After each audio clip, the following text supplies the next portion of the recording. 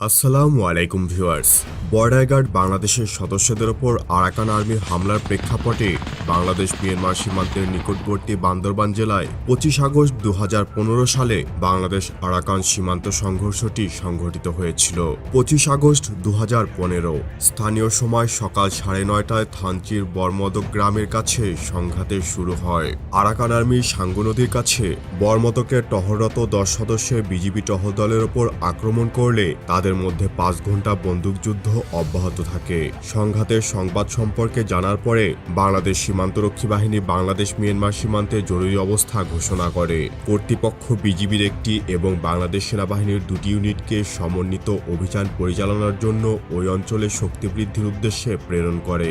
একই দিনে border guard Bangladesh সেনাবাহিনী এবং বাংলাদেশ বিমান বাহিনী আরাকান আর্মির বিরুদ্ধে একটি যৌথ অভিযান শুরু করে। সেনাবাহিনীর 2টি হেলিকপ্টার এবং বাংলাদেশ বিমান বাহিনীর একটি F-7 যুদ্ধবিমান এই যৌথ অভিযানে অংশ নিয়েছিল। বাংলাদেশ সরকারের অনুরোধে মিয়ানমার সরকার তাদের সীমান্তের সিলটি বন্ধ করে দেয়। প্রথম দিকে আরাকান আর্মি বরমদকের বিজিবি ফাঁড়ি ঘেরাও এবং অবরোধ করেছিল, কিন্তু বাংলাদেশি সৈন্য মোতায়েনের পরে বিদ্রোহীরা এই অঞ্চল থেকে পিছু হটেছিল। অপরদিকে 25 থেকে 26 আগস্টের মধ্যে টাইটংপাড়া আর্মি এবং স্থানীয় পুলিশ কয়েক ঘন্টা ধরে যৌথ অভিযান চালিয়েছে।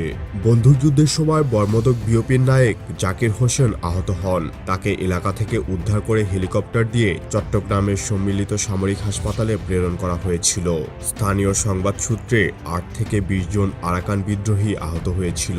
সংঘর্ষের পরে বাংলাদেশি যৌথ বাহিনী আরাকান সেনাবাহিনীর সহযোগী এক বর্মী নাগরিক ওংওয়াং রাখাইনকে রাজস্থলী উপজেলায় গ্রেপ্তার করে। তার সঙ্গে ছিল আরাকান আর্মির uniform, laptop, digital camera, motorcycle এবং 2টি ঘোড়া।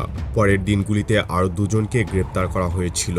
সে সময় এক বিবৃতিতে বাংলাদেশের স্বরাষ্ট্রমন্ত্রী বলেছিলেন যে আরাকানি সেনারা দমন না হওয়া পর্যন্ত এই যৌথ অভিযান অব্যাহত থাকবে, যার ফলাফল বাংলাদেশ বিজয় লাভ করে।